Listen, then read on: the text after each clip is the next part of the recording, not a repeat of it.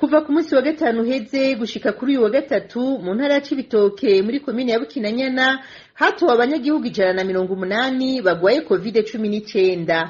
Ahandi hatowe abagwayi ba COVID-19 ni mu gisagara ca Bujumbura ahasanzwe hapimirwa ico kiza nk'uko bishikirizwa n'isoko ryacu. Ibiharuro biratorwa kubera ibyo baratoye nefu urumva ngaha mu gisagara kuri Banake ntibari bake abantu 9 ugerageje kumviriza cyangwa ukaraba transmission yahabaye mw'ibarabara.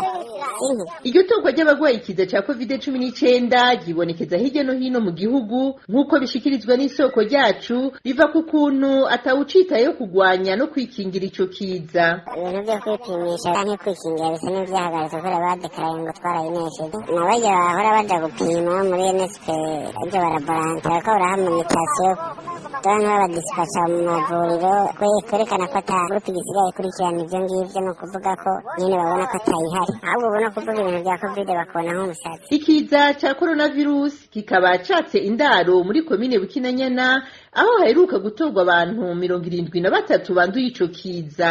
Muri abo abarenga 25 biga kuri lycée Butara mu gihe abandi 9 biga kuri lycée ya komine Bukinanyana.